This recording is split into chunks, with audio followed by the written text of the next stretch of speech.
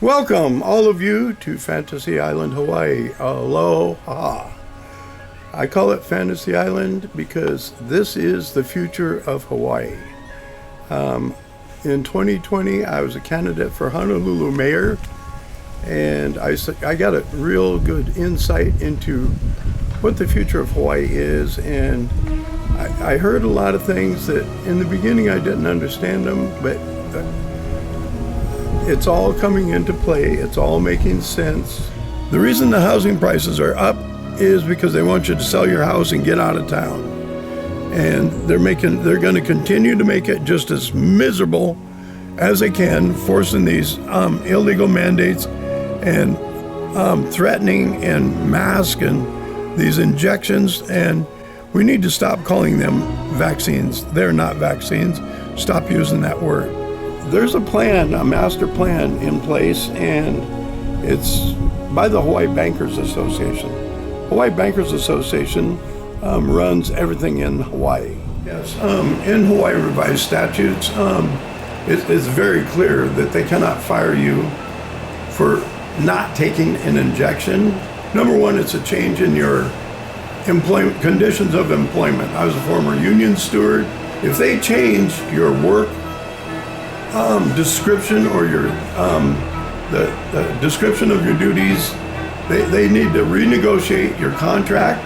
And if you don't have a contract, your standard terms of your normal daily expected employment duties, if that changes, they can't just change it or fire you because you don't want to do the new stuff that they want you to do.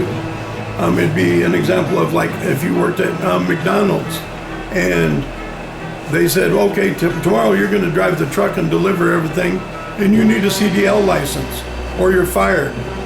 They can't do that. It's illegal. It's a change in your terms of employment and your description of your duties, and they can't just do that. Any of the employers here in Hawaii are being duped. They're being sucked in, and the liability for all this stuff is going to fall on the employers and the private businesses. The government's not mandating it. They're suggesting it be mandated and alluding to that it's mandated, but technically they know they can't. So they are counting on the employers and the businesses to enforce what they want done, because they know that people will come back after them with lawsuits. These businesses are going to be sued, and they're going to be liable. And the attorneys, they get paid either way. They don't, it's no big deal whether they're defending the government or defending the employers. They get paid either way. The government did not tell anybody they had to enforce the mask. They suggested they do it. And the businesses went beyond that. And I have a medical exemption. I have Parkinson's, and automatically my O2 levels are lower.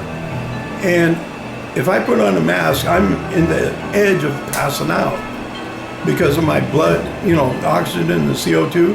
And there's businesses that took it beyond and won't accept what the government even suggested. They say, no, it doesn't matter. It doesn't matter. Everybody's got to do it. They're opening themselves up for major lawsuits. Are you guys law enforcement now? Are you guys the ones that are supposed to be enforcing the HRS statutes? No, you're business. I think businesses should stick with business and business only. Stop being your own police force. Stop being legislators. Stop making your own rules. Go back to being a restaurant. Go back to being an airline. Go back to being what you're supposed to be. And if these government officials want it done so bad, tell them to get the guts to do their own dirty work.